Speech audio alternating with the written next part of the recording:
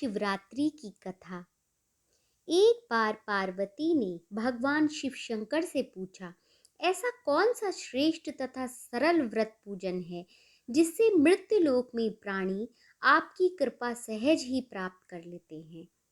उत्तर में शिव जी ने पार्वती को शिवरात्रि के व्रत का विधान बतलाकर ये कथा सुनाई। एक गांव में एक शिकारी रहता था। पशुओं की हत्या करके वह अपने कुटुंब को पालता था।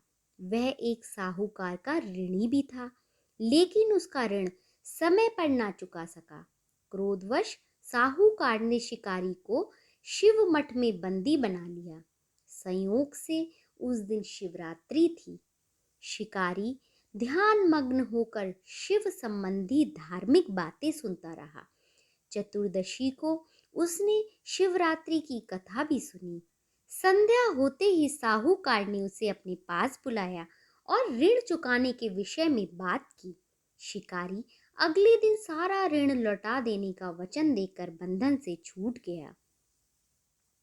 अपनी दिनचर्या के भांति वह जंगल में शिकार के लिए निकला, लेकिन दिन भर बंदी गृह में रहने के कारण भूख प्यास से व्याकुल था।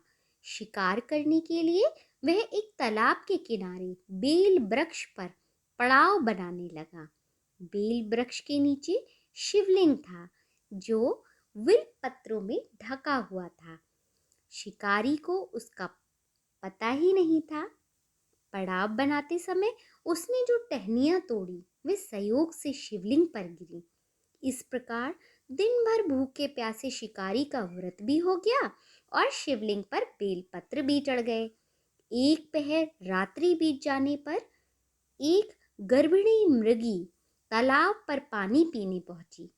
शिकारी ने धनुष पर तीर चढ़ाकर ज्यों ही प्रत्यंचा खींची, मृगी बोली, मैं गर्भिणी हूं, शीघ्र ही प्रसव करूंगी। तुम एक साथ दो जीवों की हत्या करोगे, जो कि ठीक नहीं है।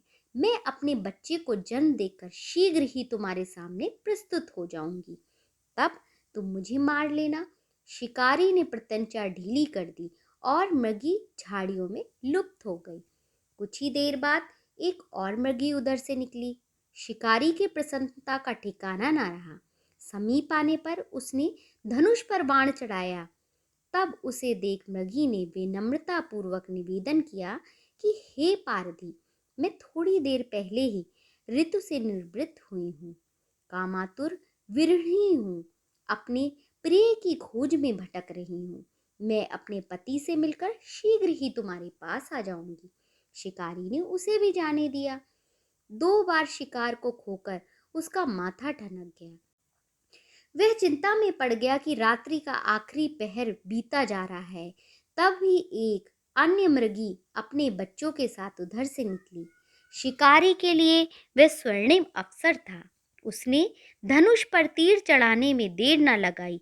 वह तीर छोड़ने ही वाला था कि मृगी बोली, मैं इन बच्चों को पिता के हवाले कर कर लौट कर आऊंगी, इस समय मुझे मत मार। शिकारी हंसा और बोला, सामने आए शिकार को छोड़ दूं? मैं ऐसा मूर्ख तो नहीं। इससे पहले मैं 2 बार अपना शिकार छोड़ चुका हूँ। मेरे बच्चे भूख प्यास से तड़प तड़प के मर रहे होंगे। उत्तर में मृगी ने फिर कहा, जैसे तुम्हें अपने बच्चों की ममता सता रही है, ठीक वैसे ही मुझे भी। इसलिए सिर्फ बच्चों के नाम पर मैं थोड़ी देर के लिए जीवन दान मांग रही हूँ। हे पारदी, मेरा विश्वास कर, मैं इन्हें इनके पिता के पास छोड़कर तुरंत ही आने की प्रतिज्ञा लेती हूँ। मृगी का दीन स्वर सुनकर शिकारी को उस पर दया आ गई। उसने उस मृगी को भी जाने दिया। शिकार के अभाव में बेल वृक्ष पर बैठा शिकारी बेल पत्र तोड़ तोड़ कर नीचे फेंकता रहा। पौ फटने को हुई तो एक हष्ट पुष्ट मृग उसी रास्ते पर आया। शिकारी ने सोच लिया कि इसका शिकार वह अवश्य करेगा। शिकारी की तनी प्रत्यंचा देखकर मृग विनती स्वर में बोला कि हे पारदी भाई, यदि तुमने मुझसे पूर्व आने वाली 3 मृगियों तथा छोटे छोटे बच्चों को मार डाला है, तो मुझे भी मारने में विलंब ना करो, ताकि उनके वियोग में मुझे एक क्षण भी दुख न सहना पड़े। मैं उन मृगियों का पति हूँ। यदि तुमने उन्हें जीवन दान दिया है तो मुझे भी कुछ क्षण जीवन दान देने की कृपा करो। मैं उनसे मिलकर तुम्हारे सामने उपस्थित हो जाऊंगा। मृग की बात सुनते ही शिकारी के सामने पूरी रात का घटना चक्र घूम गया। उसने सारी कथा मृग को सुना दी। तब मृग ने कहा, मेरी तीनों पत्नियां जिस प्रकार प्रतिज्ञाबद्ध होकर गई हैं, मेरी मृत्यु से अपने धर्म का पालन नहीं कर पाएंगी। अतः जैसे तुमने उन्हें विश्वास पात्र मानकर छोड़ दिया, वैसे ही मुझे भी छोड़ दो। मैं उन सब के साथ तुम्हारे पास शीघ्र ही आ जाऊंगा। उपवास, रात्रि जागरण तथा शिवलिंग पर बेल पत्र चढ़ाने से शिकारी का हिंसक हृदय निर्मल हो गया। उसमें भगवत शक्ति का वास हो गया। धनुष तथा बाण उसके हाथ से सहज ही छूट गए। भगवान शिव की अनुकंपा से उसका हिंसक हृदय करुणानिक भावों से भर गया। वह अपने अतीत के कर्मों को याद करके पश्चाताप में जलने लगा। थोड़ी देर के बाद मृग सपरिवार शिकारी के समक्ष उपस्थित हो गया ताकि वह उनका शिकार कर सके। किंतु जंगली पशुओं की ऐसी सत्यता, सात्विकता व सामूहिक प्रेम भावना देखकर शिकारी को बड़ी ग्लानि हुई। उस मृग परिवार को ना मारकर शिकारी ने अपने कठोर हृदय को जीव हिंसा से हटा सदा के लिए कोमल व दयालु बना लिया। देवलोक से समस्त देव समाज भी इस घटना को देख रहा था। घटना की परिणति होते ही देवी देवताओं ने पुष्प वर्षा की।